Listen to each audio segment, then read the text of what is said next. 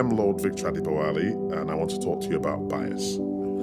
Bias has been well studied, well researched. We kind of understand how it works, but let me give you my take. People are biased.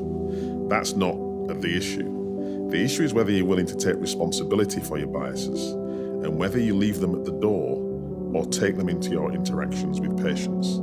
If you take them into your communication with patients, then they will affect not only how you see that patient, but how that patient sees you. Now, I know if you're watching this film that you want to do the best for your patients, and that means understanding your biases, opening up your mind to learning so that your patient can learn from and with you. This is a film about bias. Please watch it and learn.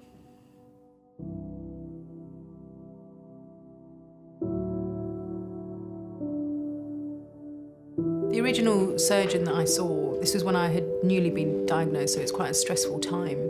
I had a couple of meetings with him which left me feeling very uncomfortable. My husband happens to have his own business. He works, very hard. He's got a good job. He'd taken the day off to come to the hospital with me. It was very cold, so he happened to be wearing a hoodie.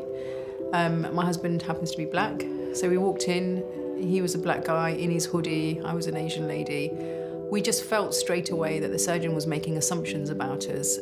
With the consultant, when I went in with pumps. I think I had leggings on and a little bomber jacket. And I remember thinking to myself, was it the way that I dressed? He was surprised by the questions I was asking. So I just felt as though he had a perception about who I was. Was it because I was a woman? I don't know. I felt perhaps more it's because I was black. What I don't need is when I'm being told I've got cancer, for people to have a prejudgment about me, and that's what I felt.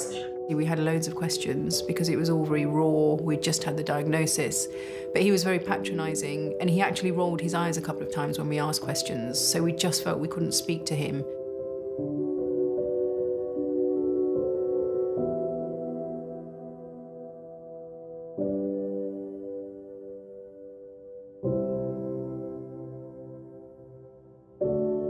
This was the person who should have been helping us at that time, who should have been our partner, if you like, in discussing my care, in discussing options, decisions that I had to make about treatment. And so it had a huge impact on me in the first few weeks after diagnosis.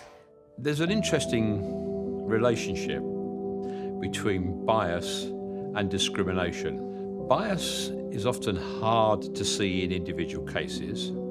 And there is a risk sometimes that people think, well, everybody's biased. There's not much we can do about it. But the reality is there are plenty of things we can do about it once we recognise that there's a problem. We know from the data the perception of black and minority ethnic patients with cancer about their treatment is that it's significantly worse than the perceptions of white patients with cancer about their treatment.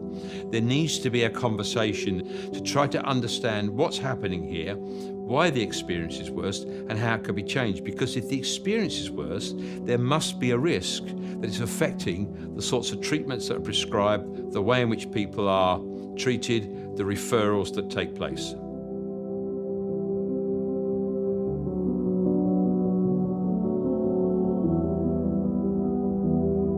All it takes is for somebody to treat you equally, to shake your hand, to look you in the eye. Little things like that can have such a big impact on the way you feel and the way you trust them to go forward and your care, that I think that would have a huge difference if people could remember that and address that every time they saw a patient. She was just very warm in the delivery of the news, because when I first met her, yes, I'd been told I had cancer, but I didn't know what it meant. And I didn't understand that there was different types of cancer. I didn't understand there was different types of treatment.